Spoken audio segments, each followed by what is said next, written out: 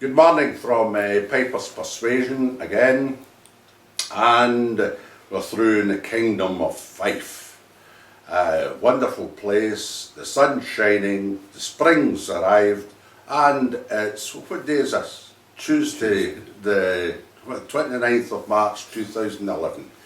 And we've got a wonderful treat for you here today. We've got the very famous man, a very successful piper, pipe major, teacher, bagpipe maker, and also known as a very senior judge in the Pipe Band Association, the Royal Scottish Pipe Band Association. So we've got a real treat here because Bob Shepherd, our man under the microscope this morning, is extremely knowledgeable and also very articulate. So you're going to have a wonderful time. Sit back and enjoy. Good morning, Bob. Good morning. Thanks very much right away for agreeing to be interviewed for Pipers'Persuasion, for posterity, if you like, this historical project, and very fortunate to have your time this morning. And there's quite a lot we want to discuss, especially at the back end. I'm particularly interested in the judging aspect, the Pipe Band Association thing, which is very current with you, but also we've got to speak about your very successful bagpipe making business. But prior to that, let's go to the origins of your piping. When did you first start playing bagpipes? Who taught you, and where did that occur? Well, I started when I was 11 years of age. Unfortunately, this area is where I think the pipe band movement grew up. You Yes. talk about the kingdom of Fife. Absolutely. But right over the Scotland, the regions of the mining communities, Ayrshire,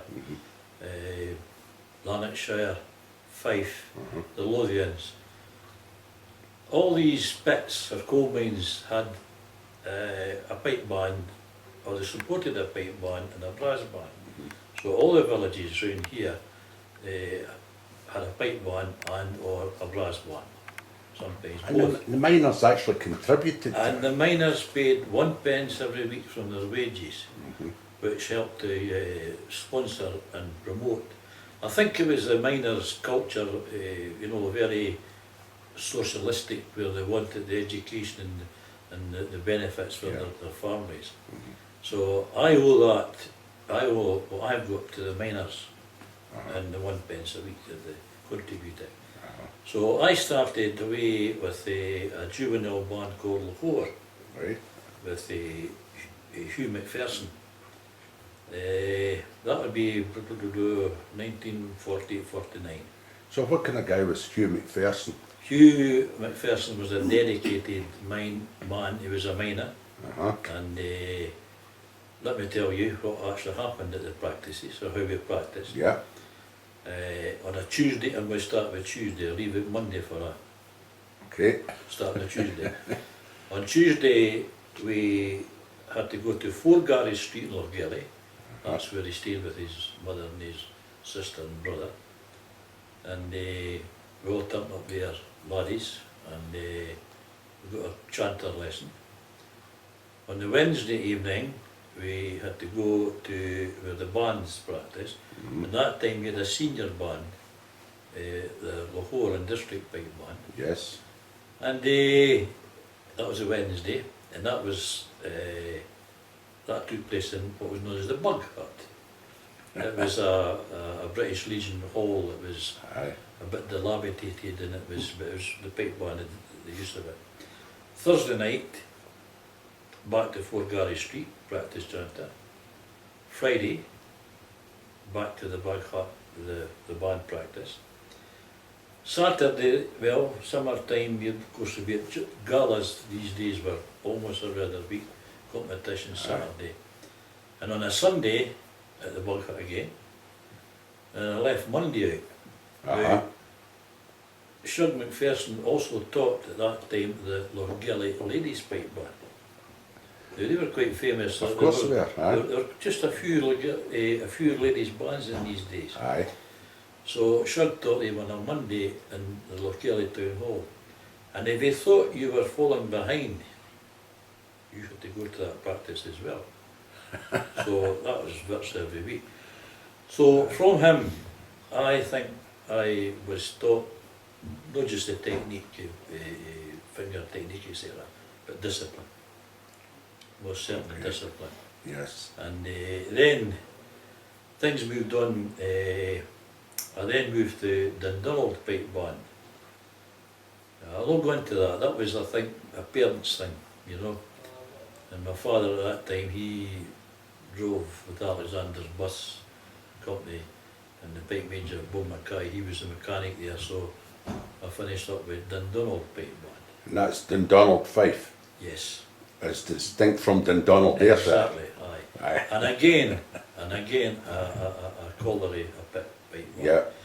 Now, just if I can break off from there a minute, and where we're sitting right now, there was Brighill's Pit, 400 or 500 yards that way.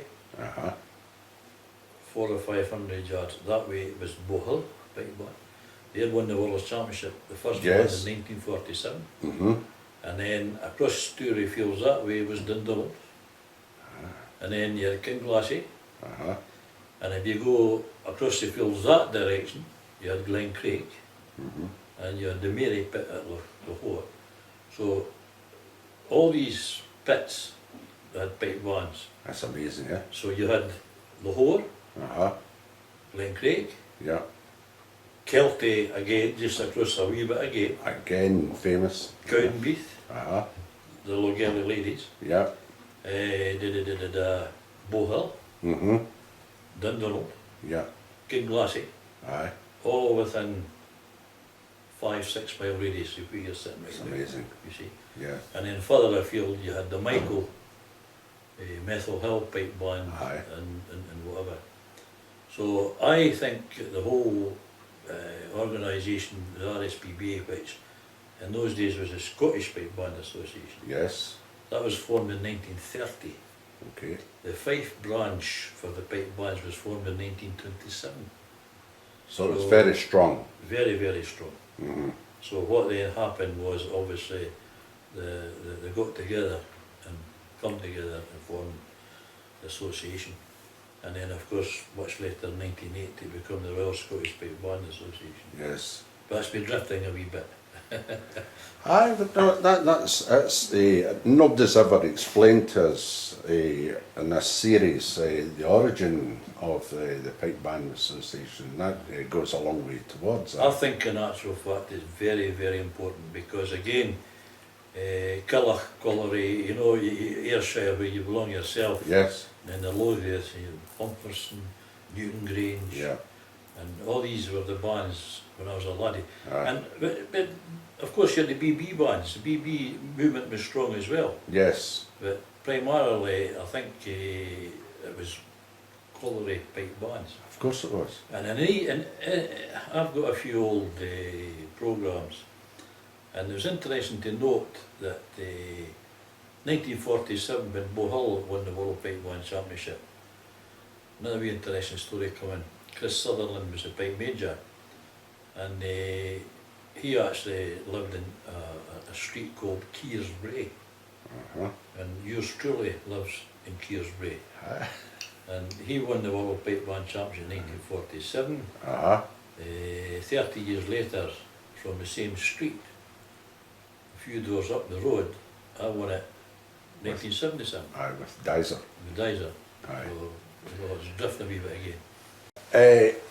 Is it too early to start with Dizer in your narrative here this morning? No, well, right, so basically 18 years of age was a bad time for the pipe band movement because everybody did their national service. Right. So therefore, all the bands were losing their players, you know, 18, you Yes. go and do your national service. When I was 18, I possibly kind of lost interest a bit and I drifted away from the pipe band movement. And I didn't go into the army when I was 18. I was deferred because I was serving an apprenticeship at the time. So I went in when I was 21. So what was your apprenticeship then? Well, I worked on aircraft down in Bristol, which is no far from here. It was So Air that- Fleet Arm. And that was it, was that the actual body of the aircraft that you were working on? An aircraft fitter. Yeah. Yes. And I become redundant at the young age of 2021. Did they close? Closed down, yeah. Uh-huh. So these things were happening way back then, 50 years ago. Aye, you did, yeah. Aye. I was then employed in Rosyth Dockyard. Mm-hmm. But the big problem there was I'd served an apprenticeship on aircraft, and all of a sudden they put me on as a ship fitter on ships, Aye. and I didn't really know the front from the back, and very unhappy. Well, the So- sharp end was through the water. The sharp end. But I went to, I then went into the army. I had to do my national service, Uh-huh. but I signed on for 3 years. Okay. I was getting married, and instead of getting 28 shillings a week national service, you signed on and got a regular pay. Right. So I did that, but I wasn't playing the pipes, except I had the pipes. And when the commander at Blandford, the training camp, knew I played the bagpipes, all of a sudden he had a wee band up his sleeve with 4 or 5 pipers. And he usually, What regiment was this? the Remy, The Remy. the Remy. And where were you stationed? I was started in Blandford, Dorset, Aye, okay. you see. Right. And then after that was a square bashing, Mhm. as they call it. And Uh-huh. then you went from there to, it was the Army Air Corps, Okay. which was starting up in their own right. The Navy personnel there and RAF personnel. But well, it was just recently that one of the princes was there learning Mhm. to fly his helicopter. That's That correct. was the place I was at, Yes. middle wall. That's amazing. And of course, your previous industrial background would help you there. Yes, because it was aircraft, you see. Exactly. Then when I come out, the pipe band Dundonald was virtually on the ropes. Okay. Pits were closing down now, Mm-hmm. and What year, roughly? 64, 65, Mid-60s, aye. mid 60s. Right. So and of course I changed my vocation. I had been studying in the army, and I got into teachers training college. Uh-huh. So I become a school teacher, Teaching, mathematics. that's interesting. And that was after I did a 2-year course at Murray House Uh-huh. on the teaching side. Okay. And I'd done evening classes at the Heriot Watt. Uh-huh. So it all coincided. I started teaching at Ballingbury School, Aye. and as an interest I started to take the practice chanter and got some youngsters to learn the practice chanter. Ballingbury School Ballingbury was, School. that was famous wee That's band right. as well. That's right. Mm-hmm. Well, that was the start, and Aye. we started away mornings before classes started, lunchtimes and Uh-huh. evenings, and these youngsters eventually become divers in Dundonald. Now, I think it's interesting if you, even at this early stage in the conversation, you discuss how you taught, how you motivated, what were your methods of getting these youngsters to play the practice chanter, then the pipes. How did you go about it? Well, again, I think I've got to say there was a strong tradition in the area, obviously. Yes, You know, I mean, Grandad or Dad or pipers. right. And I think you're speaking about the time in the 60s when they didn't have probably as much to do. Okay. So I think I was fortunate that youngsters came along, Uh-huh. and my methods must have been okay because most of them stuck it, and as you say yourself, they become quite a force to be reckoned with. Of course. And But anybody can turn around and say, well, I can play pipes and maybe I could teach pipes, but that's not the way it happens. Mhm. You obviously had a talent, and I'm interested to know exactly how you applied this talent. Well, there's an interesting, well, I actually created my own tutorial, my own tutor book, you see, which I could probably show you in a minute or two. And I think maybe because of my teaching experience or what I'd been taught, and I really started to, I mean, the old thing and the old adage and your piping was your phrases, you had to, there's your question and your answer. Yes. But I used to think about sometimes the phrase was too big. Okay. And of course, the big thing is not a one-to-one situation, you've got a group. Yes. So therefore, I devised a method whereby, and I've been using this even recently, and I called it the language of music, because all of a sudden you can link your rhythmic patterns, the small pieces of music, to words in the English language. Okay. You see? So I went down this style, and I made a tutor book from it, and we used to, it meant that the youngster in the class who had the least confidence, or who was toiling or was finding it difficult to keep up, it made it easy because you broke the thing down into wee units. Yeah. And they were sensible units. So it became comprehensible to that That's person. correct, aye. Yeah. And then we built up on that, you see. And I've used that even overseas at workshops and different things. Yeah. Well, an interesting story developed from that.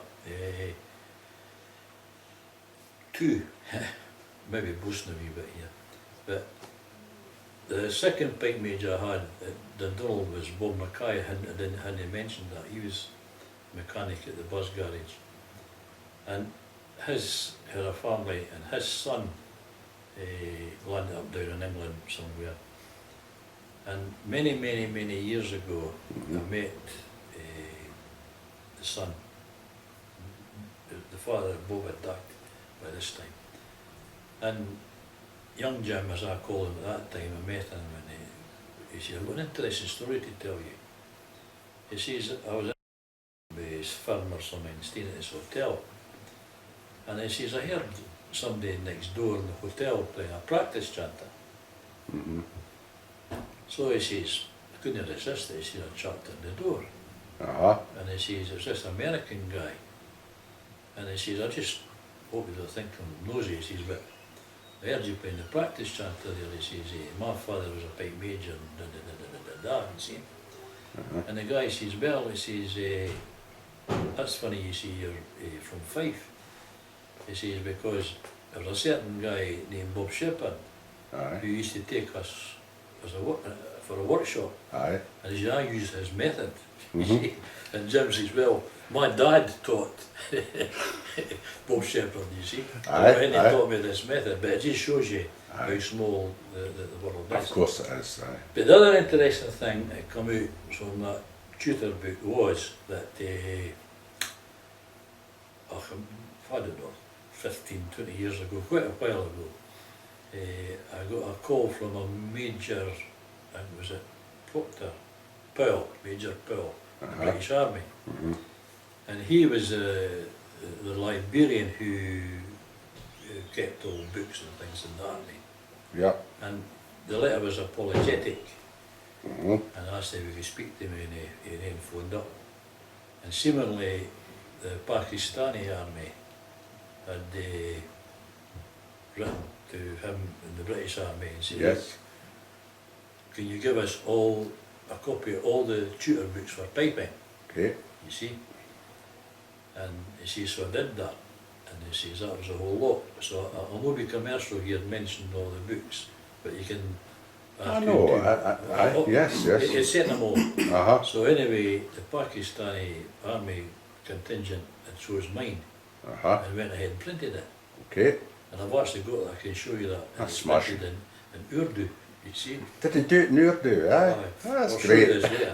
But the story goes that what actually happened was that this major was a bit embarrassed because he copyright accepted. You see. But not just that, His Royal Highness, the Duke of Edinburgh, was the Colonel-in-Chief Of the regiment, yeah. of the regiment, Uh-huh. you see. Aye. And it meant, of course, they could, you know.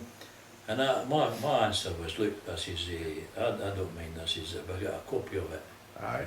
So I've got a copy of it, I've also got a copy from His Royal Highness as well. That's smashing. He thanked me for my gesture and allowed it, just to be sure I would do it, good. you know. But that book's here, I'll show you that later. That's See. great. So that was Uh-huh. that was that. Uh-huh. The Tudor book. Yep. But no, it was and I think the big difficulty in forming the band obviously is to get this several who become strong and then the rest join and it evolves, you know. Aye, you need the core You group. get the core group and Yes. that's the difficulty. Get And those- how do you motivate them? Are they self-motivated? Do you lose quite a few people as do others? I don't know if you should go into that because I had a wee bit of a reputation. there's a story again, that, well, I've got to watch them say because there's swearies in it. Aye, well, But, I need to edit them out, so just leave them out the now, would you? What did he go that, you know? Aye. No, the thing is that they had guys there, youngsters who were Uh-huh. obviously, you know, they weren't doing much more, as I say, and that was their life was the pipe band. Aye, And again, I really copied a lot of the Shug McPherson discipline, and okay, they were kept at it all the time, yes. morning, dinner time, night, Aye. almost every night, you see. So then, I remember one guy in particular, Brian Donaldson. I know Brian, yep. Aye, right. Well, he was a 12, 13-year-old, Mm-hmm. and a scallywag, you know, Aye, aye, a likeable wee rogue, you know. aye. And I remember vividly, we played in the Grade 2 World Championship at in Hoyk. Uh-huh. And again, I was trying to set up this arrogance and this self-belief, you know. And with very little money, selling the raffle tickets and things, we went down to Jedburgh and booked in a hotel the night before. I mean, that's only a day's runaway. Aye, But it went like wildfire. aye, $1,000 going to stay in the night, you know. Aye. It was really to make them think Aye. they were different. build them up, yeah. Build them up. Mm-hmm. So anyway, it kind of backfired because I had some job to keep them in the rooms that night and on the way, you know. Anyway, we actually won the Grade 2 World Championship. We won it the next day. And I remember this vividly. Jackie Smith had been one of the adjudicators. Uh-huh. And Jackie came over and he says to me, he called me son, he says, well son, he says, I really like the band today. What year was that? That'd be 70, 71. Uh-huh. We were in Grade 2 and it was just prior to going into Grade 1. Okay. But they kept us in Grade 2 for 2 years Aye. because of the Canada trip. Okay. When they had the CNE, the Canadian National Exhibition, and I'm jumping back and forward here. It's okay, it's But okay. what actually happened was that they'd actually they took 30 bands over, Uh-huh. and it was the first time this had happened, so they kept the Grade 2s another year in Grade 2. Uh-huh. So we had been held in Grade 2 for 2 years, Right. and we'd only been there 1 year on the way up, Aye. but we had 2 years and we were unbeaten. Aye. We won all the championships in Grade 2, Uh-huh. and again they're all school age. So anyway, this was Hoyk, so it must have been 71, right about that time. Mm-hmm. I'll get it for here probably. So anyway, Jackie come out, and I remember this, and Brian was standing just that size, see? And whopping, as we say in Fife, Aye. gone in. And Jackie says, mind you son, and just cracking a wee joke with the lad, he says, every time I come into your side of the band, he says, you weren't there playing, you can't just pull his leg like, because Brian played next to me. Okay. And Brian turned and he says, away you sully old F-D blah, give him my mouth. Aye. And I'm stunning. I was trying to, no. What? Anyway, so Matt Dion, Brian, and Jackie Smith were like that. How are you? Aye. And Jackie would come up Aye. to start the band at the starting line and they'd say, how's the band today, Brian? And Brian says, it's alright, Jackie. He said, but what's this? Kidding me? Aye. And then, But you started with Desert then, what was it? well, Mid-60s? Kind of missed that out. Aye. So when I come out of the army, Aye. I started the teacher's training because we Yeah. went to Blingrade. Yeah. There were virtually no Dundalk at the event. Aye. There were 2 pipers left, me and my brother, Mm-hmm. and that was it. Yeah. One other guy, Jim, Mm-hmm. who's working down there. Yeah. So technically, it was me and my brother and this Jim, that was it, the band was. And the local committee guy, Diamond Davis, and says, look, he says, what about trying to resurrect this? And he says, well, we've got a chance that the Francis pit, another call that hadn't mentioned, Okay. down the coast next to the Michael, Right. that they would take over because the door was closed down. Okay. The pits were closing down. Mm-hmm. So he says that they'll give their penny donations and what we keep the band going, you see. So I says, well, I said, I'm at the school now. I said, I've got some youngsters that are showing an interest. Aye, okay. I no any ambition to reach grade 1 or anything. We were in grade 3 at the time. Right. And that was, just do the job and that was it. Yes. So basically, the Dundalk then in 1966 was virtually restarted from nothing and it became Desert because the Francis Colliery is in Desert. I wondered what the connection was there. So rather than call it Francis, they're calling it Desert. Desert and Dundonald. That's right. Famous name. So Still no go yet. well, that's exactly what happened. Yeah. And Aye. of course then the youngsters coming through the school and Yeah. I think it's true 1966 Mm-hmm. was really the start. That would be when Desert was formed with no pipers Okay. and we grew up from then. And then within 10 years somebody won the World Championship. And you'd just be a few years in each grade then. Of Well, course, that's there right. were 3 grades at that time. Yes, but we were two years in the grade 3 Uh-huh. and then we went up to the the grade 2 Uh-huh. and they kept us here another 2 years Okay. and then up to grade 1. Right. So we must have reached grade 1 about 72, 73 or something, 3, yeah. you see. And then we won we got, well at that time the top 5 and you didn't break the top 5 but your top 5 was Muirheads and Shorts. Correct. Glasgow Police had dipped a bit. Aye. They had They had dipped a bit. they dipped quite a bit from the late 60s to we were 73 quite well into and 70s. then Ian McClellan come in Aye. and then he then become my most important competitor. Yes. But you had the Edinburgh Police with Ian McLeod. Yeah. But they were sort of dropping out of the picture once Ian left. I know, but that was towards the end of the 70s. Was it? Aye. Aye, Okay. aye. Right. Aye. 72, 73, your band's most certainly was the Muirheads, Bob Hardy. Aye. And I'd like to mention him in a minute. Aye. Bob Hardy, Ian McLeod, Edinburgh Police, Yeah. Yeah. Witherston with the Red Hackle, Of course. and Tom McAllister with the The shots. shots. And another guy was Tommy Anderson, Renfrew, I knew Tommy. and he was very cutting it well. in the 4th and 5th. And that. Oh, You see? aye. So that was it. And there were only 6 prizes, there's only 5 prizes. Aye. Right. So we breaks into this grade 1 and we goes up to North Berwick. Mm-hmm.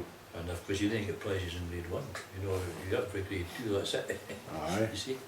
So lo and behold, Captain John McClellan was judging that day Right. from the castle.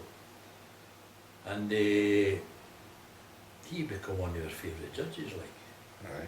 And that particular day, we beat the Red Hackle and somebody else, I think, we beat Muirheads as well. Aye.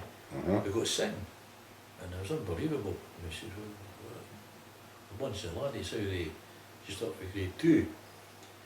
And then we went to Bathgate, which is the British Championship, and I think we're coming 4th and they beat the Muirheads again. Right. And that was a big thing for me because they were my idols, they were the guys I tried to model on. Yeah. Bilson Glen was in the fringes, Mm-hmm. Paul Kemet was in the fringes, but we were certainly doing the business. And then we got a wee bit of luck because Princess Street Garden, I think the Scottish Edinburgh Police went away abroad on a trip. Uh-huh. So instead of being 5 bands competing, there were more than 5, but 5 competitors were up there. Serious competitors. Serious. Aye. There was only 4, so we got in there as well. Aye. So we finished up the first year, we were in the prize list all the time. That's good. And that kind of broke the issue, you can. See, you've spoken briefly about the piping, and we'll come back onto it again, but briefly, you must have had a drum corps of note. Right, I'm going to come to that. Uh-huh. So, in the early days, we try to keep I'm jumping.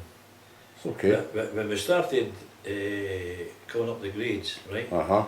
I then owe a lot to the Royal Scottish Pipe Band Association because I got into their certificated programmes, you see, and I made sure that all the youngsters I was teaching were taking their theory certificates in them. And I remember a famous guy, A.D. Hamilton, who was one of the forefathers of ensemble, along with John McAllister and Willie Sloan. They come through to Blingery School to put the boys through their examinations. And I took them to the house for a cup of tea after it, and A.D. Hamilton says to me, well, he says, there's a ginger-headed boy there, he says, make him your leading drummer. He says, you know something? He's a very canny speaker, A.D. Hamilton. He says, he can't spell dynamics, by God, he knows all about that. And that was James King. Aye. So then, we were starting to evolve, and John McAllister was a bit unkind to us. We went to an indoor competition and he said, you've got some good ideas with your piping and tone and everything, but you'll never go anywhere with drummers like that. And I took kind of umbrage at that, you see. And I phoned him and I said, look, I said, I don't take kindly to youngsters that are trying their best and blah, blah, blah. I said, but I'll tell you what, I says, if that's the case, I says, you get me all like that to teach my drummers. And I was a big boy then, you see. Yeah. And I'll either beg them money or borrow or steal it or whatever to pay them to get them. Okay. And John McAllister's answer was, no, I said, I'll get you someday. He says, but I'll tell you what, he says, I'm not Billy like that. I said, I'll be Billy Stevenson. Okay. Now that's a viable lesson I learned. Aye. That was telling me that the maestros was not always the teacher, you see. Of course. And Billy Stevenson then came through here one Sunday and I drove him through the following Sunday to Bishop. And had a year's tuition from Billy Stevenson. I think that's what helped me as well, because from then on I had a bunch of laddies who did what they were told. Okay. And I was able to either cajole them, sing to them, or no, I want this and I want that, and here's how we wanted to do that.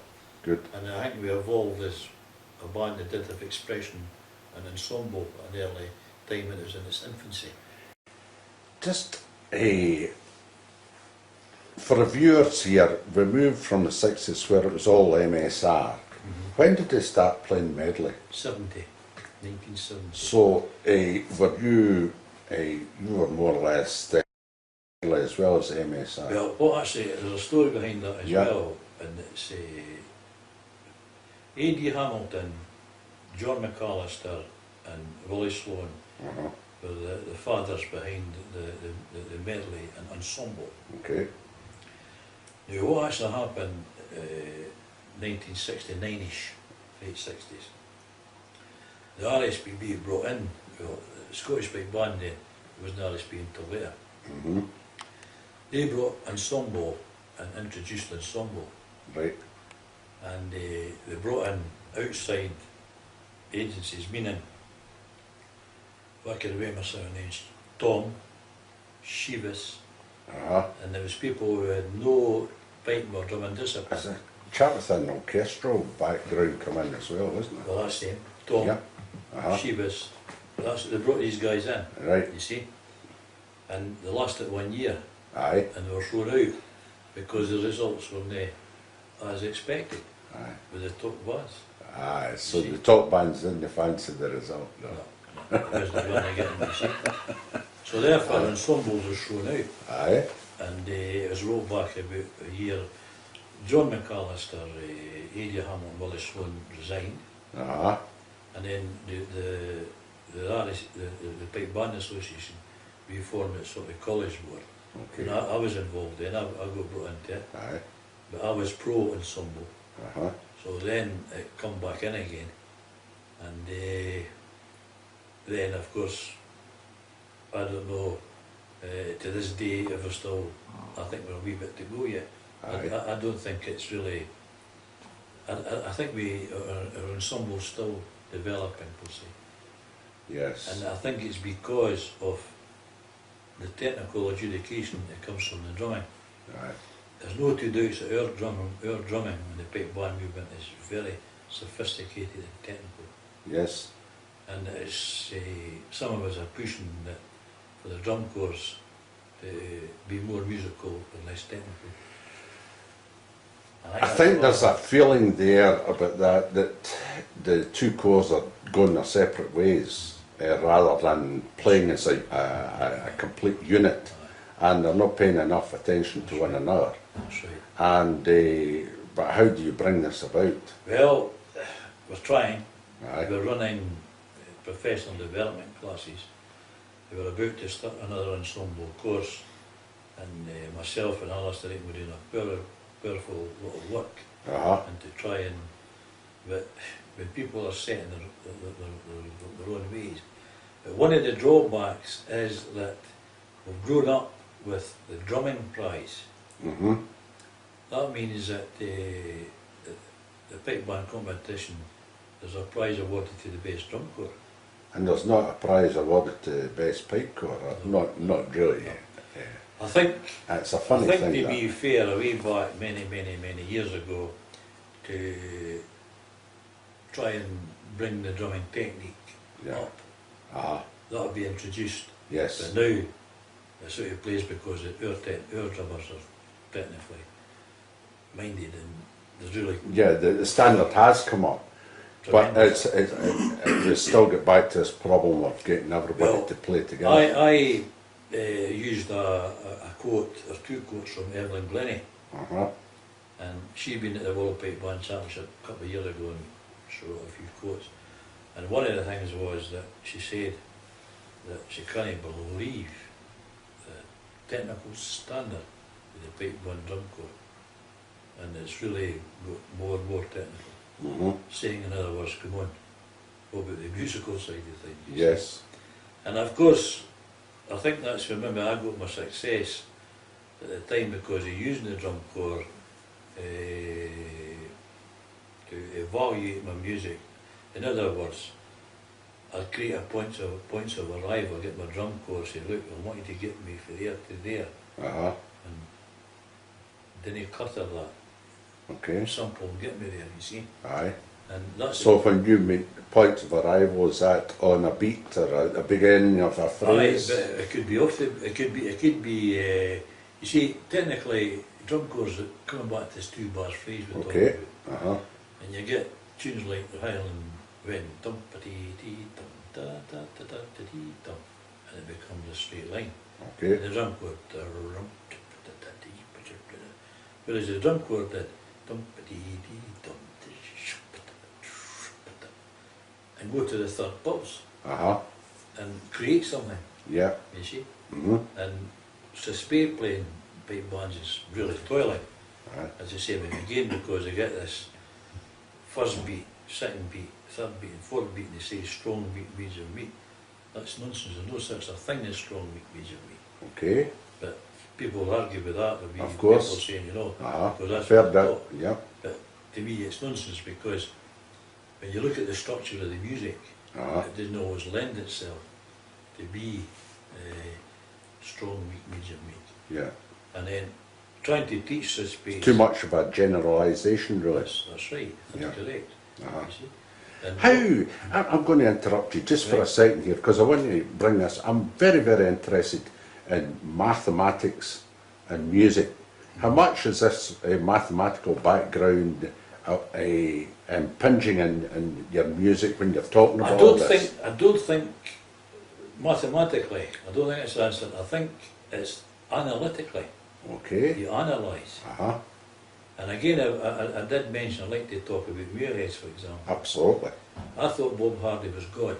Uh-huh. I thought he was. I used to take the young boys, Brian Donaldson, Harry Kiglod, laddies, through to Muirhead's practice to sit and watch them. Aye. And I'd watch Bob Hardy and I'd say, magic, you know, and you wanted to get home and get the practice chanter. And I can even remember 1966, Perth, All the Pipe Band Championship at Perth. And I can remember Muirhead's playing that day, and had all the laddies there. And I'll tell you the tunes they played that day. They played Ginny Carruthers, Bear Drum and the Pretty Marion. Yeah, that's a long time ago. Yes. So that sticks in my mind. Absolutely. And I wanted to get the laddies home, get the practice chanters out, to see if I could do that. You see? But you know something, I couldn't do it. So I'm saying, how can you guys do that? What's the difference? Yeah. You see? So then you become analytical. Uh-huh. And you look at the structure. Okay. And you see things in the structure of music. Dum-pa-ta-ti, that's exciting. Dum-pa-ta-ti. Maybe play ta-ta-ti-ta. Uh-huh. And get your drum corps to emphasise that Yeah. wee rhythmic motive. And as I said earlier, I broke the thing, the music down into the motives, the wee rhythmic patterns. Uh-huh. You see? So it's really examining the structure of the music. So actually breaking down the tune and see how best to express this particular tune, rather than a general tune, but this particular tune. Blair drumming would have a different dynamic from till Exactly, Gorm or see, whatever. that's what I'm trying to say now as well to the bands. I mean, as one of the architects behind the map idea, Yeah. you know, to Explain map. Bands. Well, right, maybe it'd be a worthwhile if I gave you this DVD and have a look at it. Uh-huh. Basically, 3, 4, 5 years ago, in fact I had a meeting right here where we sit, and I decided that I wanted, not behind anybody's associate's back or anything, Uh-huh. and the vice chairman, I said, look, we're going nowhere. We've been going since 1930, Aye. and the standards no going up, you see. And the lower grade bands try and copy the big grade bands, and it's shouldn't be doing that. So what I produced a booklet on this language of music I was talking about. Okay. And then a DVD which showed some teaching principles, you see. And it also meant that the musical appreciation presentation, that's what it means. And it meant that the bands were told, or that they were able to choose tunes from a list that had been pre-chosen. Okay. And there had been known parameters, and the parameter interpret them lively and you see. So that worked great, and then it was kind of thrown out a year ago, but they're bringing it back again. It's a wee bit the political thing that happens with these things. Aye. But that was a big movement, a big jump in trying to progress the bands through a mass educational thing, you know. So it's being progressed, but quite slowly. Really. Slowly, very slowly. So if you continue your journey just ever so briefly with Dysart, you won World Championship. What happened to the band after that? Well, 1983-84 I think it was, I had throat trouble. And I didn't know what it was, and I went in and got an examination. It was polyps, you know, I removed them in my throat. And after that, I don't know if it was in the brain or no, but I was always concerned about trying to blow the pipe because I was wanting to be sick. I felt restriction, and it's probably in the head half the time. So, and I was beginning to find that I was toiling a bit, because I was running 3 bands at Blingray, Okay. juveniles and Blingray novice, Uh-huh. and Dyser. Does. And I probably wasn't wise enough to have lieutenants doing these bands, if you know what I mean. I know exactly. I was actually Hands on all the time. all the time. Yeah. And so therefore it was a thing that was probably taking its toll. Okay. And 1983-84, and about that time, I stopped playing, but continued setting the band up for a few years, you see. And then eventually handed over It moved on. and that's it. Uh, See, I'm a great believer that how do I say this without offending? The thing is that I think it's the leader, the conductor that makes the band. uh-huh. That's why we only have a few bands. Meaning Well, 250 bands at the thoroughly World agree. Band Championship, but it's the same in all the big bands through the world. If you take James Last Orchestra, James Last is retired, what happened to his orchestra? exactly. In the bin. Well, the same That's thing. it, you know. Same thing. Aye. For example, if a pipe major of note retires or packs in, okay, We all know, and we've all discussed it, even this year, this past year, if so-and-so leaves that band, retires out that band, who's going to take his place? Because they're not exactly hanging in hooks, the top men. That's correct. It's a That's right. particular talent, and it's not just a musical talent, And- it's an organisational, Exactly. motivational talent. There's a lot of skills A required. lot of skills. Personnel skills, interpersonal skills is probably at the top of your list rather than. But you've still got to have the music and the ability to set up a right. band That's or right. be able to coax others to set up That's for right. you, whatever. No, you're right, that's exactly where the problem lies. And again, of course, what they also, how can I put this, the skills required for teaching or a self-taught band is different for, see, Ian McClellan, for example, we were great and we were very competitive with each other.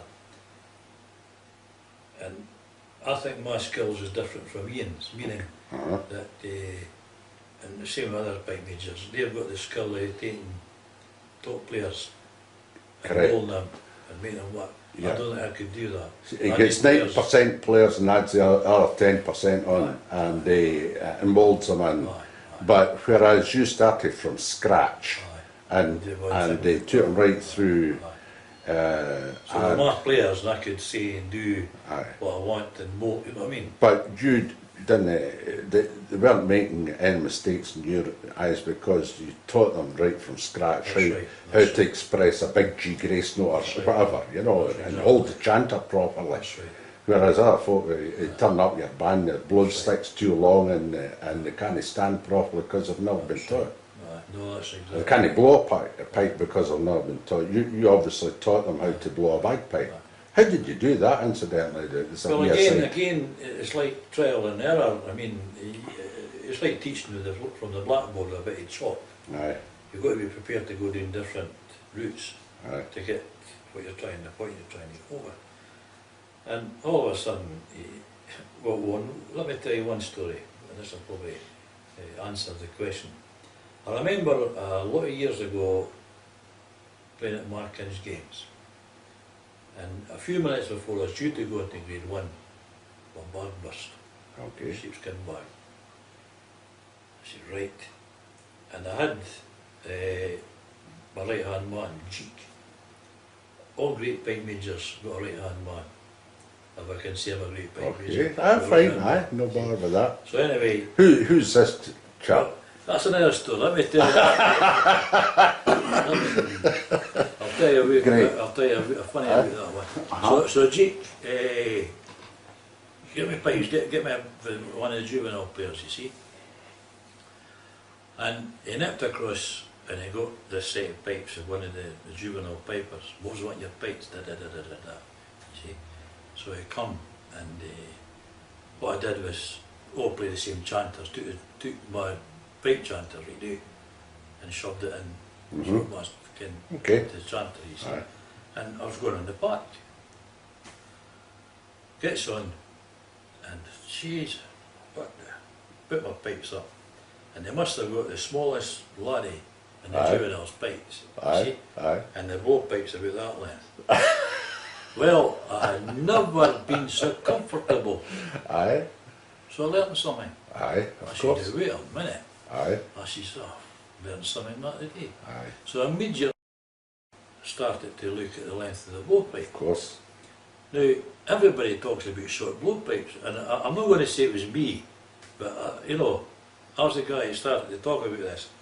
Went over to Canada in the summertime, and I said, look, start to look at the length of your blowpipe. Aye. Shorten it, you see. Absolutely. I wasn't happy, because I'm saying to myself, I wasn't making pipes then, but I said, look, there's a standard length for these things. Mm-hmm. So who am I to turn around and say, shorten it? I've got to look for a reason. The other thing is that basically we're bigger human beings now. If you go pre-war, you know, Aye, 5 feet 6 or 8 or whatever. big. Aye. Yeah. Mhm. So why is it that pipes have been designed with that length of blowpipe, Aye. you see? And now I'm saying, throw that away, make it shorter, Aye. and yet we're bigger, Uh-huh. you see? But everybody was finding that I was right. So I'm saying to myself, well, how do I get that? And I got the answer, just by accident. When you look at some of the pictures, photographs of the old pipers, they play with their drones like that. Uh-huh. Flat out in the shoulder. Yeah, Uh-huh. right. Big long blowpipe. Aye. Whereas the modern piper, Aye. It's drawn to standing vertical almost. aye, Uh-huh. which means shorter blowpipe. Aye. Aye. But a number of people hadn't recognised that, changed that without, you know, thinking. So- And so the the- other thing is the curve of the neck, and a lot of folk were playing with the chanter just bent, That's pointing towards them, That's rather right. than straight up and down, That's which the correct. shorter blow stick does for you. That's right, that's exactly right. You see, so, I don't know if that you can say it's by accident, but it's Aye. because analytically, Yeah. you look at things and say, why is that got to be, why do you do that, Uh-huh. and this, that, and the next Yeah. thing, you see? Yeah. So then you start to teach along these lines. Now, one of the tricks I've got to show off, a youngster comes in with mum or dad and gets their first set of pipes here. And I didn't blow pipes anymore, but I take great delight in going up and saying, look, lass or son or whatever, can I get a wee shot? You see, so I take a shot of their pipes and I'll put the pipes up, and of course they're all easy, we make sure they've got an easy reading up for the youngsters. Yeah, yeah. And then I let the blowpipe in my mouth and I play, Uh-huh. you see, and I'm talking away like this and again, and then I suddenly realise I haven't got the blowpipe. Aye. Aye. Then I make the point, I said, now look, see what I did there? I said, let me tell you something. If we went to the gate there and we had a wee race from here up to the petrol station up there, I said, you'd beat me. I said, I'd drop with a heart attack because look at my weight, I Aye. smoke cigars. Aye. I said, I couldn't even keep up with you. I said, but how is it I can play your bagpipe? You see? So you prove to them it's not your lungs. It's It's your got elbow. nothing to do with lungs. It's the pressure of your Of arm. course it is. You see? Aye. So therefore you start to adopt exercises. Uh-huh. And one of the things I tell them and encourage their parents to make them do is, I say, don't do it for long, just like 2 or 3 minutes. Take your pipes out, blow them up, and get them solid, and then let the blowpipe out your mouth, and see how many notes you can play. And I say, you maybe only get 2. Next time, try and get 4. Next time, maybe get 6. Yeah. And then maybe in a week or 2, you'll be getting 2 or 3 bars of tune. Yes. So you're encouraging them, you're creating an exercise, you know, for that. And that's, I think, what you've got to do. And this is what I'm saying, analytically you say, well, how can we Aye. get that to happen, you see? Absolutely. You see? At Blingery School, I remember having a laugh with 2 laddies, 2 youngsters, and I made them walk up down the corridor with books under their arm. So they were squeezed all the time type thing, Aye. you see? Aye. But It's tremendous how you're able to do all that. When did you move into judging? I'm going to come to Shepherd Bagpipes probably last in the conversation because we're on a roll here, and I think that when we're talking about pipe bands and all the rest of it, then we're naturally moving into the judging phase. Again, there was a situation whereby the association groomed their adjudicators through what was known as advisory.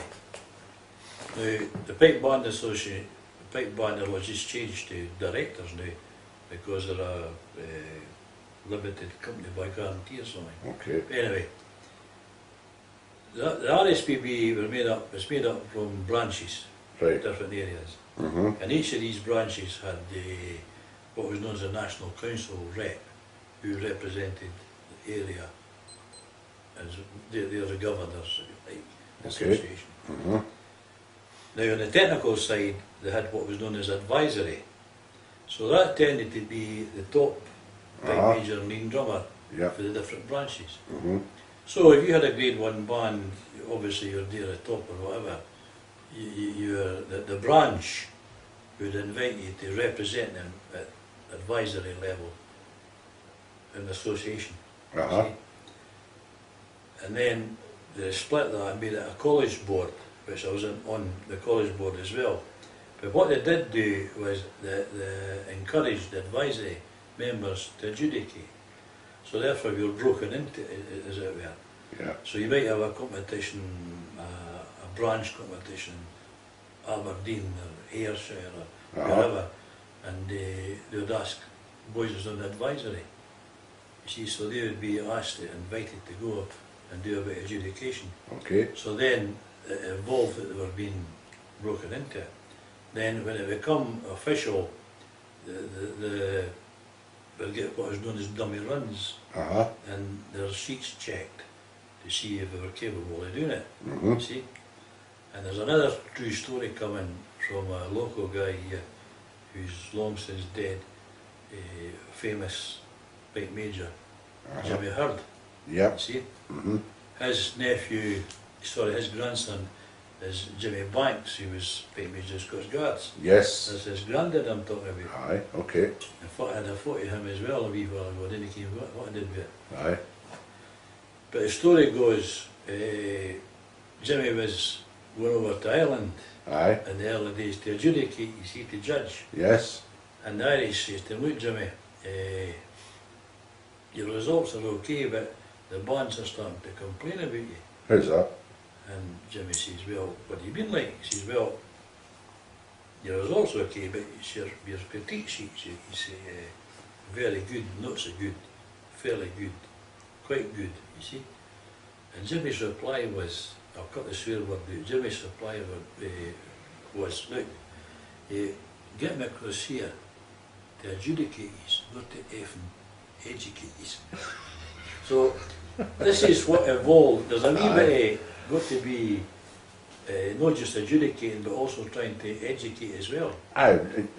It's an element of positive advice, if you like. Supposed to be. Aye. And this is a job, I'm on the training board to try and keep insisting on this. Yeah. But it's a difficult thing because Aye. you've got 5 minutes and the band's playing and Aye. So it's a lot easier just to say mistake, third line should be whatever, drone's not right, Exactly. you know, all the negatives. exactly. Rather than, and you say they're queuing up, the next band's waiting to get on, and you're writing, and you've not got enough space, and That's it's raining. exactly. You see, and the other thing about the mark Aye, aye. was that they did it in heats, which means that there are lesser number of bands playing, which is better for you adjudicating. And plus the fact the parameters were set. Uh-huh. There's 15 tunes, so you knew the bands were going to be playing 2 or 3 of these tunes, Okay. and you should have been prepared, saying, right. Aye, There's the things points to you're look looking for to be raised out of these tunes, yeah. Aye. Mm-hmm. But it didn't quite happen because I think they needed more education on the adjudication side, Aye. and but it's going to come back again, you know.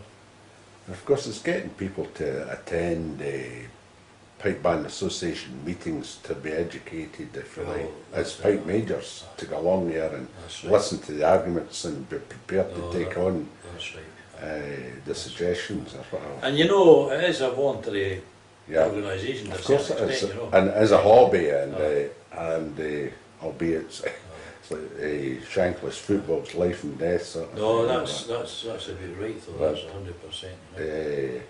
100%. so you've judged. Are you finished now with the judging? Are you still there? No, I'm still judging, yeah.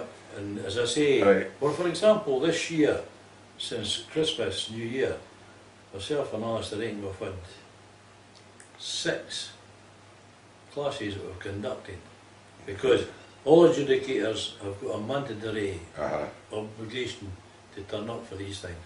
Okay. So what we do is there's about 40, 50 judges, and the study, we give them 4 or 5 dates to choose from. Right. So they've got to be there, Yeah. and 4 or 5 areas.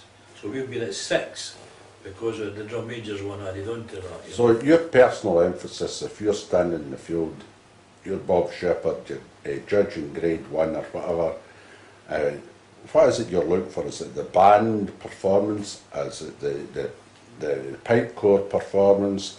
Is it the technical aspects of that performance, or is it the music, or what is it? Well, basically, I look for a musical performance, Okay. and this is controversial. A lot of people are over trying to push it, but the fact is that it's a pipe band we're talking about. We're not talking about piping and Yeah. drumming. Mhm. It's a pipe band. Aye. See, and I think if you or anybody standing as a spectator, all you'll hear the pipes, hear the drums, but it's what comes over to you musically that you appreciate. Yes. See, now after saying that, we have got different levels: grade 1, grade 2, 3, 4, juveniles and novice juvenile. You see, Yeah. so basic grade 4 novice juvenile is the same grade, and that's really novices. Aye. That's novice juvenile, but grade 4 is for the novice type of adult band, as it were. Okay. You see, Yeah. very lower grade. Aye. Now, that means that there's a lot of technical things, Okay. and they'll never have a musical presentation. Sadly, that's Yeah. why they're in grade 4. Okay. They've got to evolve and improve. Of You course. see, so Get the basically- basics right. That's basically. So therefore, if you're adjudicating, you kind of say, right, I'm kind of looking for basics, and you see, When you're doing that level, and then when you go to grade 1 at the other end, you're looking for the You see, music. for example, Aye. in grade 1, and I've been arguing this, and this is one of my debates recently. In grade 1, I personally would take away the drumming adjudicator, Okay.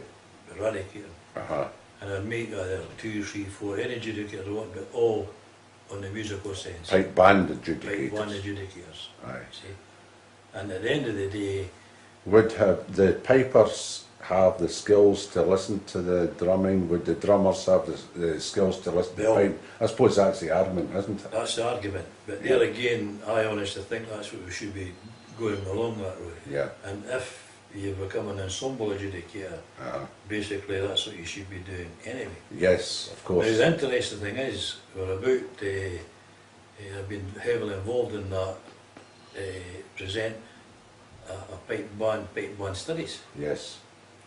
you see, and that's just about to be released. Okay. And I'll keep my fingers crossed that this goes okay, because basically what we've had is, and again I pointed this out, but we argued for a while before it was accepted, is that since the conception of education within the association, you've had piping certificates, drumming certificate, elementary piping, elementary drumming, Yeah. intermediate piping, intermediate, advanced, but no pipe band studies. Aye. Right. So what we're trying to do is to change the attitude, Yes. being able to listen musically Aye. to a pipe band. Aye. And the big obstacle is the technical drawing. I wonder what orchestras do. What do the brass bands do when they're getting judged? Well, there's the interesting thing, you see, because Aye.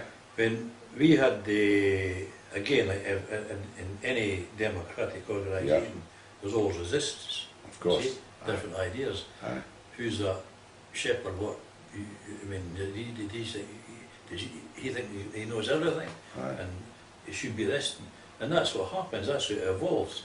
And you get prejudice because of maybe previous results you've given them and all this. Well, that's what happens, that's exactly right, you see. So at the end of the day, basically, put a lot of work into this pipe band studies and treating the pipe band as a whole. But people can't get this into their head. People still want to talk about pipe and drum. No. Pipe band studies is pipe band studies. Aye. And I've actually said this remark and they looked at me in daggers. I could see a tenor drummer judging the World Pipe Band Championship over my dead body, you know, Aye. But that's the attitude, but I don't see why not. Aye. Now, for example, you're not a piper, Yes. but why can somebody not judge the World Pipe Band Championship? Okay, that's fine. Because if you've got principles on music, Of course. This This is the overall thing, that's isn't correct, it? you see. Aye. So that's where the argument comes back. Now, coming back to what I was going to say, was back the Army headquarters in Redford Barracks, we got Captain Stevie Small to put all this on for us and got all his Army pipers and that, you see. And we conducted an experimental weekend, which wasn't near enough time, obviously, but just to demonstrate what kind of things we want to go into, see. And I requested they got a conductor. What do a conductor for? I don't want a conductor. So Stevie Small, or Captain Small, should never give him his proper name, he negotiated to get the Captain Ballot, they call him, and he was conductor of one of the military Bands. and he come along and excellent. Aye. And he got up there and he really did what I wanted. And he really did, I think, open the eyes, you see. Aye. And at the end of the day, the first thing he said is, look, he says, I only play the horn, he says. Aye. Okay. He says, I can't play all the instruments. He says, but I've got to understand them and understand what they can do. Yes. And conduct them and tell them when to do it. You see? Yes. So there you go. Yeah. And why not? It's interesting, that, isn't it? And what we have in the pipe bands, for example, is even the pipe major, I think, is losing his position as a conductor. Aye. You see? And because you see it, and I spot it time and time again. Yeah. And there's so many bands now, they've got the tunable tenor drums in there. Yeah. And they've got them set up at their backs to the pipe major. Of course. You see? So that the pipe major is not, and you've got 2 or 3 avenues of communication. That's right. You've got the pipe major and maybe a leading strokes, maybe a looking at him, the bass drummers, maybe a looking to the leading stroke or whoever, That's and exactly all that sort of stuff. That's exactly. See, one of my teachings is that the pipe band is basically a marching band, basically. Yeah. It was invented to walk up the street with the soldiers behind it. Correct. And or the Yeah, from point A to point B. Exactly. And how did they get that integration? They got their integration by the right quick march and the pipe major and them all keeping step. And the drum corps behind putting through a meter for timing, Yeah. the big bass drum. Yes. That was how they were able to keep time and integrate going up the street. So that's why pipers have been landed with drummers at the back end. I think so. Basically right. Bob, I'm going to just drag you away. We could sit here for days or weeks discussing this very, very interesting subject. And I really want to cover 2 more subjects. You're teaching overseas, and I'll point out a wee story in a second about that. And I also want to discuss your very successful manufacturing of shepherd bagpipes. I'm torn between where to go first, because I suppose your experience with making bagpipes also impinges on your teaching overseas as well. Would that be correct? No, no. Okay, right, we'll go overseas first. Right, then. okay. How about, I'll give you a wee starter for 10. Right. I interviewed Mike Cusack last August, I think it was. Very, very good interview on the site, which I commend for everybody's viewing. A very, very positive guy. Terrific. Again, he spoke about teaching youngsters and bring them up away over Texas, thousands of miles away from anybody else.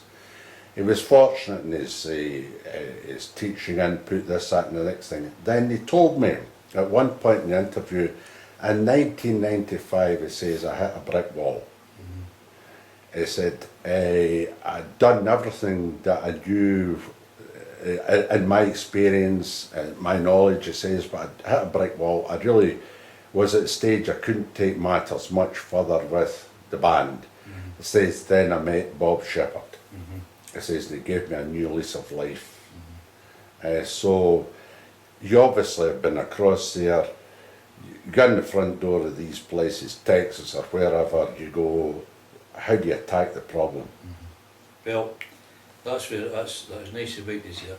I went over there and I used to say the opposite is there, like, because Mike would come over here with the bands of St Thomas Band and clean up Bexeter, never was amazed.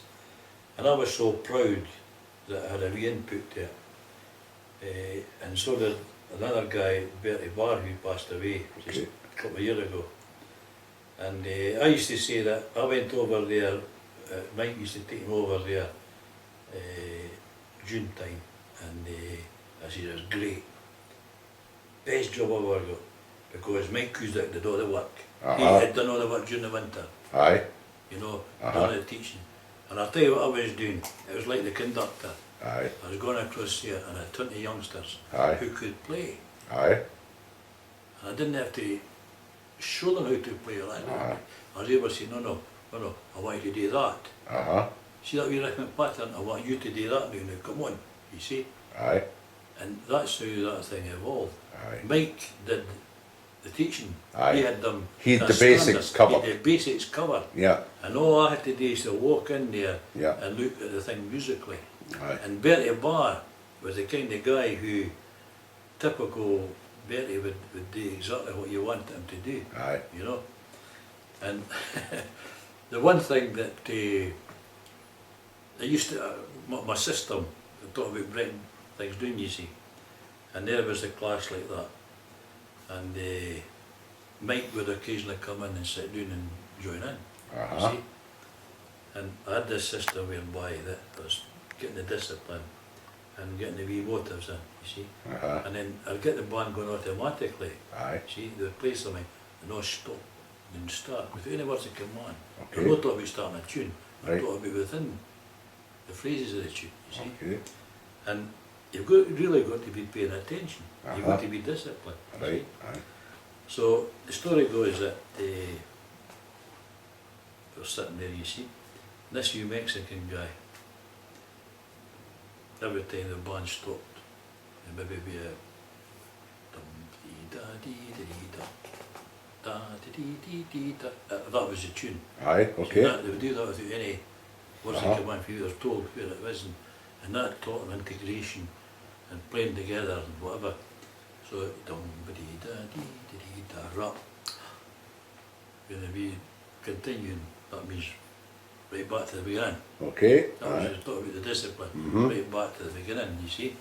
And then you might have a system whereby you two would do it, next two, and then everybody. Right. And that's how I did these things. Aye. I'd make somebody play something 50 times, but they didn't know that because they were doing it, you see. Anyway, this wee guy, I says, right, I'm sick of this boy. $1 on that table now, every time that happens, you see. Aye.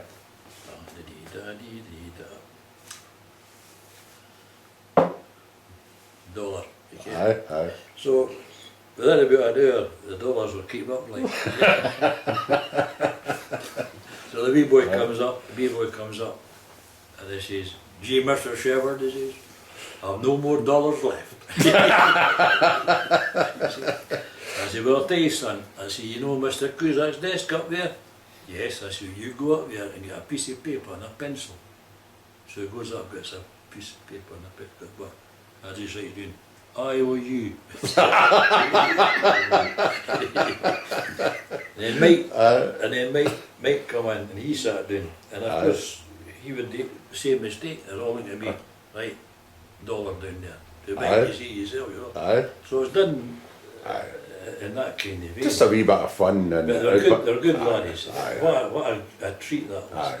I remember I lived in once in the Question were out, they were staying at Stirling University, and Mike was going off, he says, listen, he says, I really appreciate you coming across, he said, and what you're doing, he said, but I'll tell you one thing, he said, you have to put a stop to that. Well, I said, what is that? We're on to the cigars. And Donna Mike's wife would come out and caught him with a cigar. Mr. Shivers smokes cigars, you know. Very good. But again, it was the discipline thing. I remember one of the things that I don't like pipers playing on their own if they're in a band. You play and start together and finish together and do things together, you see. And I remember this wee guy, at that time the father was father so and so, and Mike's the principal now, but this young piper's father was the chief. He was the principal. So I was going daft with this guy. I said, look, sir, I'm going to put my foot right up your bloody you know. You do what you're told and this and that. So that night we were at a big barbecue, and Father so-and-so came in and says, oh Bob, he says, I'm so-and-so's dad, he says, you tell me you're going to kick some ass? Great boys, great guy. But again, I remember we were at Inverkeithing Games a few years ago, and they were just spectating, and Big Jimmy Penny says, that's St Thomas's bond. He says, you want to see that discipline? He says, excellent. He says, you know, he says, they're even playing their 3-4s, and he says, everything as if they're competing. And I'm starting to smug as anything. I drummed it into them. Don't know who's listening, you know. Exactly. But that was a treat, that was a treat going over there, because Mike had done the work. They were, it's like how you talk about the brass bands, that they get the conductors to go in. And if you know, you can see, I want this and want that, you know, and you can change it like this. Did you go to Brittany? I did, way back in the early days. Again, Herville, the Flock spoke of you when I interviewed him. Well, the story about Brittany was again coming back to the days of the North and Brian Donaldson, Harry King and company. Brittany started with the Muirheads in the bands way back in the 60s. It was all starting up. And there was a good band, BP. Don't know if you remember them. You see? So they were the bands that were selected. Used to go every year across to Lorient. So I get a contact for BP. They didn't have pipers enough. Can I give me 2 or 3 of my laddies to go? I didn't like that. So I said, I'll tell you what, I says, okay. I said, I'll go as well. You know, you see. I'll tell you what I was going across. I was going across to steal the engagement. I didn't see the point of me getting youngsters to go across there and get I mean, in the 60s, did they go anywhere, you know? That's right. Always when they get overseas trips. And you were talking about the pipe bands and that. I mean, that's one of the things that they go places, you know. Of course. With the pipe bands. So anyway, I says, I'll go as well. So anyway, but here's another story about Donaldson. So we went across the Grangemouth to BP to one of their places to get the kilts and that, you see. Now, Brian Donaldson, talk about being 12-year-old, and he was scallywag. But I'll tell you one thing, they're not as smart as guy you've ever seen in Europe for that age. And even since that, he's one of the boys that's, you know, precise. And even with his hands. I'm not talking about pipes, I'm talking about making things in that, you see. So anyway, she's Bob. What is it? She's almost a swear word. 12-year-old. Aye, First aye. mate said, Arnold, he'd be nice. I said, what do you mean? Like you came da da da da.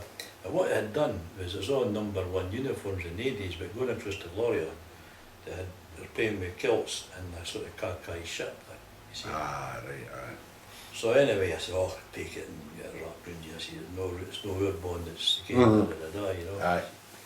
So anyway, we comes out for the first engagement in Brittany, and there was Brian, like a soldier, a wee soldier, Aye. neat, tiny. And I looked and I said, well, that kilt had been big for you. Aye. Aye. Should have cut them. Take scissors, right? No problem, we did that. So actually, Aye. I did pinch it. Aye, I got that engagement. aye. And the boy that was really doing the organising was Dougie Alexander. Aye, Dougie, just say stop doing that a year or so ago. That's It's right, Tom aye. Johnson now. Aye, well, Dougie, Aye. Dougie was the guy that was doing all that. Mm-hmm. So we got the job and we had that for a few years. And That was then Lorient. Aye, Aye, aye. But we went to Lorient and another couple of places as well, like. Mm-hmm. There was maybe one about a month before that and everything. You see. Right, Campier. Campier. Fed de Cornwall.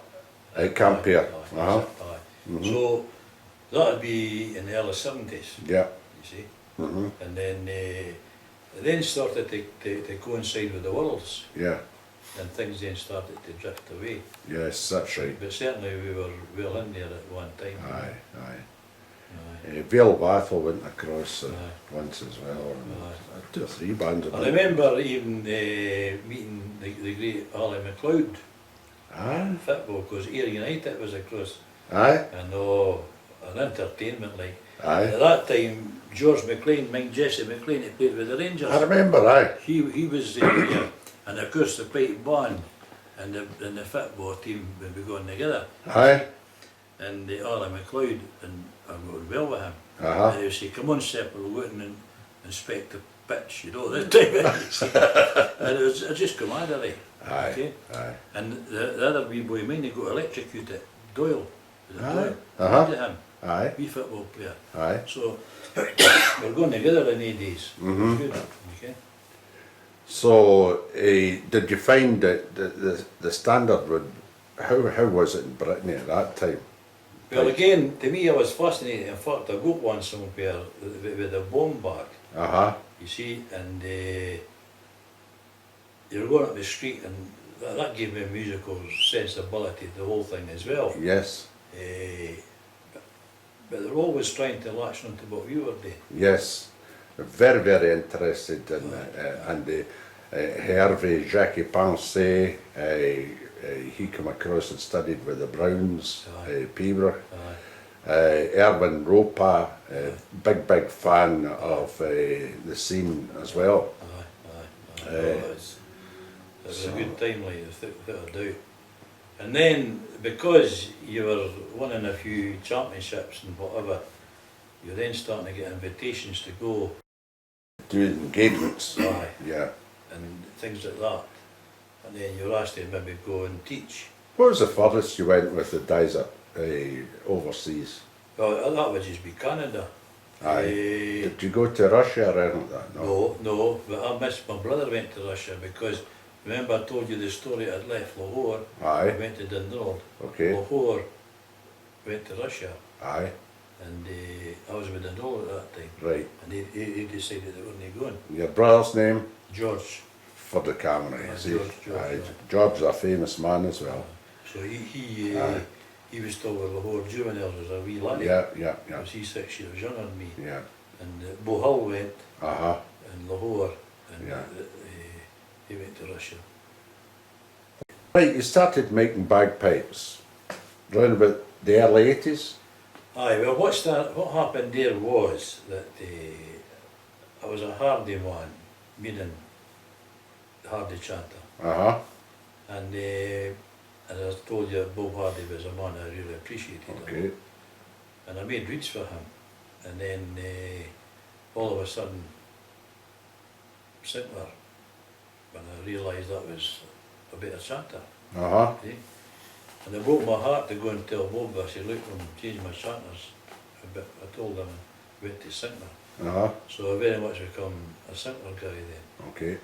But like what's happening now, nobody was wanting to produce chanters and that, you see. Okay. So all of a sudden, because you're up in the top of the grade 1 and winning, folk would say, you want to go and play this chanter. So Greg Sharp and Tail chased me again. And then a boy in America, Gibson, chased me. Right. And I'm saying to myself, this is happening. I mean, you can't have, I was going, and Tommy Anderson, he was really the guy behind the Warren Mark chanter. Yes. And the story about that was everybody's chasing me to play their chant and whatever. And then I got asked to go over to Ireland and I met up with Andy Warnock. His father was the make reeds and whatever. And Andy was the first guy ever to make a polypenco chanter. Right. He did it first. Okay. And it was a grey one in colour. But the boy who really designed it was Tommy Anderson. Right. Renfrew Tommy. Aye. Right? So I was going across there and I've got to admit Tommy Anderson was the mover, the shaker. He really made the thing work. I'd go across maybe once a month. And Tommy really was the guy who did the work behind the war knock chanter at that time. Yes. And I got a set and I wasn't too impressed with things and I was still talking to Tommy Anderson about it. Then the next thing that happened was that John McAllister come into the scene and I said, this is going down different roads here and I got a lane. Yeah. And Tommy left it alone as well. But the story goes that John McAllister then got in with that chanter and to be perfectly honest, made it a success because it went globally. So the very fact that they made that chanter, it says everybody's playing, and they called it the Warren Mark. Warnock, McAllister. Absolutely. Warren Mark, you see. Yes. So that was that, and then his brother Jim Warnock, he had heard about one that had been moulded in Canada, made by Kyle. So he went and got one moulded, and that became the Warnock chanter. See? Right. So all this was happening, and a guy in America, Gibson, he set an affair across to go back out, to go across there, and he was trying to. They're all trying to copy Sinclair, incidentally. See? So, I was getting sick of this. And then Greg Sharp and Tail, he tried to get me to play his chanter, and just money, you know. They wanted to make out chanters. So just about that time, I thought about 81, 82, the big miners' strike. Mr. Scargill Company. About then, was it 81, 82? Yeah, it was, that's right, yeah. Well, my son was at the age where he was just about 21, 22. And of course, he worked in the coal board workshops as a turner. And of course the strike came along and that was all finished. So I bought a lathe and we started making chanters. Right. And I think guys that played their first chanter 82 or 83. We were in one, you see. Right. So that was the start of that. So we're doing it in my garage. Right. And they started thinking it was going no bad. And I was always making reeds, of course, I made reeds for a while. So eventually, excuse me, it started to get bigger and bigger, so we got a wee unit, and we moved in there, and the chanter became quite successful. And possibly because my name is attached to it as well. A lot of people think, you know. Your previous success, pipe band scene, yeah. So basically, that's how things started. And then the next thing was that they wanted drones. And George Dobie, at that time, who had been with Hardy and Kintail, and had been an ex-alcoholic. He was, you know, cured was alright. Okay. But again, find it hard to get back on the straight and narrow or what. Okay.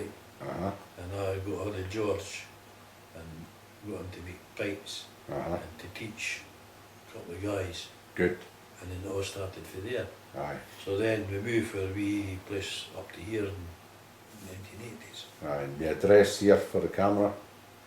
164 Jamfers Road, Cardindale. There we go. Aye. And you've been here since? It must have been about 84, 85, something like that. So you gradually developed that. That's funny how you say that. Normally the thing is done in a reverse fashion, drones, chanters, reeds, but you did it reeds, chanter, drones. Aye. Again, I think I should mention the fact that I was lucky with the reeds as well, and another guy influenced me. That's two guys so far was Sean McPherson and Bob Mackay. But around about the 15, 16-year-old mark, I went to Wally Ross in the castle Okay. for Pembroke, and it didn't last very long because I was to Edinburgh. So then I went to Jimmy Russell in Larbert, you see, and he was quite a teacher like. And then I must have been about 17 or 18, and his brother was Stoughton, retiring for making the practice chanter, it's Right. plastic. Aye. So he says, I'm going to show you to do that now. And they got me making practice chanter reeds. And then they started to get interested in the pipe reed. But by this time, instead of going to Larbert for more lessons, he directed me to Watty Drysdale, Right. who just died last year, you see. Yeah. And Watty was a big influence on me. I went there for lessons, and in the days, I was leaving Bethel, but it was a day's adventure to get to here, Of course, just aye. a few miles that way, Aye. you see. So I went there and I got my first gouging machine. Had been made by the Russells at Walter Drysdale, and he was instructed to get up his loft and get it and get to me. So that was an old jig, if you like. Aye. And it come from the Russells. And I actually then got another one of these, and I had two, and I gave one to John McAllister. Right. Okay. That's interesting. Aye. And I would say, well, and Walter Drysdale, in fact, he used to say that he used to talk about, I was the one that got away. Aye. That was his famous, meaning that I went to pipe bonds rather than stick to the soloist, you know. Aye, I know. He always was the one that got away. But, and I want to come back to your shepherd bagpipes in a moment, but you've mentioned it in aside, and we never mentioned that because of the way conversation has gone today. The solos, you never did very much in that. No. It was really the pipe band that you were interested in. That's right. Aye. Well, again, I got won the Fife Championship in 15 years in 18, but by that time I was drifting out. Did you ever do anything with Pembroke, or did you let that go? I played, if I tell this story, I think it was Spears says to me, my name's in the programme, cool, it is, Gordon Spears. I had that programme, I can't remember what I did, but no matter. Anyway, when I was with Wally Ross, and he was teaching me Pembroke, Right. and I went to compete at Cool, probably about 15, 16 at the time. Okay. And I remember, and I tell this story to a lot of the youngsters, that in these days, if they wave the red flag, You're off. You're off, you see. Aye. Well, I said, I'll tell you one thing, I wasn't coming off for anybody. But he'd went down. But he'd went down, so I wasn't looking at the judge. I was waving, I didn't see it. Aye, quite right. I mind, I was breaking away. I think the interest was starting when we got interested in my wife at that time, because we were wincing when we were quite young. She was only 16, I was 18 when we started going out. I'm sorry, I dragged you away from your shepherd bagpipes, but I had to cover that wee spot anyway. So you've developed shepherd bagpipes right from during the 80s, and he built up the factory. Got a lot of machines in here now, eh? Aye. But still, I've got an interesting one to be interested to see. I actually, one of the sad bits of this, my story is that I really didn't expect to be here as long as this, but my son, who I really thought would be running the business, had a heart attack about 5 or 6 years ago, and he's virtually, he's virtually, how can I say it, like a recluse, doesn't he? Aye. Communicator. Okay. So it's left, you know. And That's the way of life goes, isn't the it? way life goes, aye. Aye. But what I have done is I've got grandchildren and that, and I splashed out on a big CNC reed, which I'll show you. Yeah. And the question is, do I need that? The answer's no. But it was just a thing I said, I'm going to go that way. Aye.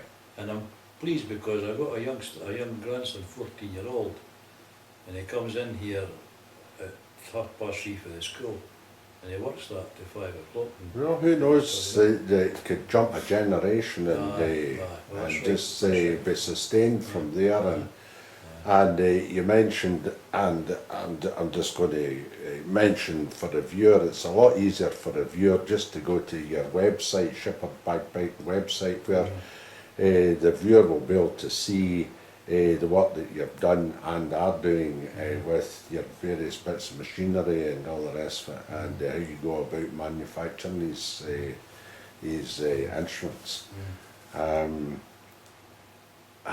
I'm gradually coming, after about an hour and 40 minutes, Yeah, well, to the stage that I've run out of general questions, but always give the interviewee maybe a wee opportunity to say something I haven't asked them or I haven't covered or whatever, you know, it just is, by the way, you never asked me about this, but I'm dying to tell you about it. So is there anything that... I don't know, I usually just... No, but there's nothing really that... is there anything, should I rephrase the question, is there anything that you would like to cover that I haven't covered? No, I think we've been pretty well Comprehensively. comprehensive. Aye. Well, all I can say is, Bob, thanks very much for this delightful and very, very informative interview.